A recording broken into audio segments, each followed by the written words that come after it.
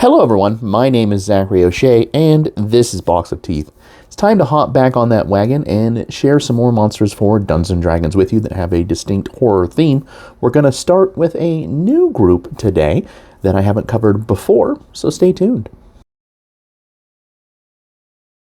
Now, not to worry, if you're a fan of the Waning Court, I'm going to return to them at some point. I've shared a lot of monsters from them already, but I have a lot more that I can do, so I want to focus on a smaller group for the next set of videos and dive deeper into them.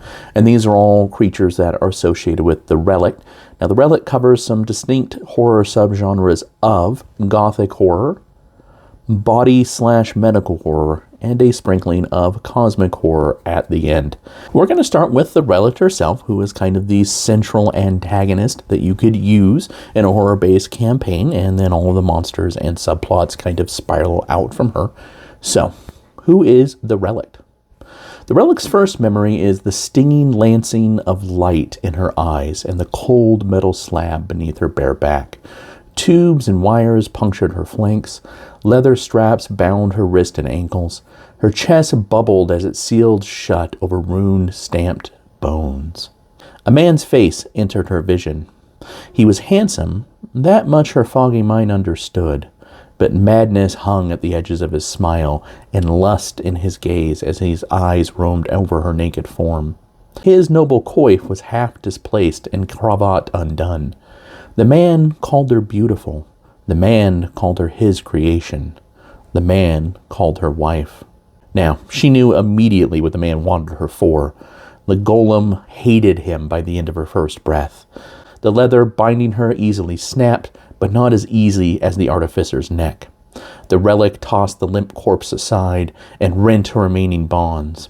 His assistants calmed her down with promises of fancy clothes, pretty jewels, and teaching her the ways of the world. In the end, they only wished to claim her in their master's stead, either as a kept lover or as a living weapon, and sometimes both. Within a few months, the Relict learned what she needed from them, and disposed of those assistants too. In the end, she assumed the false identity her creator had manufactured for her. From there, the golem sought out the authorities and spun a tale of her husband's cruel experiments and the violence that broke out between him and his partners in crime that ended in all of them being dead. The law lamented that such a young lady became a widow so soon, but at least she was safe. Such a tragedy, they said. Behind the black lace, the waxen woman secretly smiled. So what exactly is the Relict?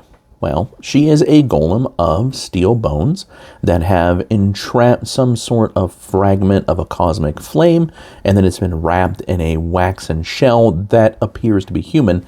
She's basically a living waxwork kind of monster that has the motivations of personal comfort, societal power, diversified wealth, and she envies living creatures and their ability to have loving families because she's just a thing. But deep within her, she still has that spark of something from out there in the spheres that yearns to burn free and remake creation in its own image. I'm going to cover the Relic for 5th edition here in a moment, but she can really be used as a main antagonist, like a series villain for any sort of game that you have that has a steampunk or Renaissance or Regency sort of feel, or even high fantasy, depending on what you want to use, even modern Call of Cthulhu, if you wanted to kind of project her into the future, as it were. But let's go ahead and get started, and I can go over what she can do. She is, in this instance, a Tier 1 style villain, so she is a challenge rating of 7, so once characters hit around that 5th level area, she can be a final villain that they deal with. She is a medium construct who is neutral evil. She has a plethora of social skills. She's immune to fire damage and has some resistances to other damage. And she has the standard sort of condition immunities you would expect for a construct. And she's got a plethora of languages. She does have amorphous, so she can collapse into wax and steel bits of bone and move through spaces that are 1 inch wide. Whenever she takes fire damage, she regains a number of hit points instead of actually taking the damage. And she can glow with the strength of a candle or a torch within a 30 feet radius. She has innate spellcasting of Fairy Fire, Burning Hands, Flaming Sphere, Scorching Ray, and Fireball, and she has legendary resistance as a legendary monster.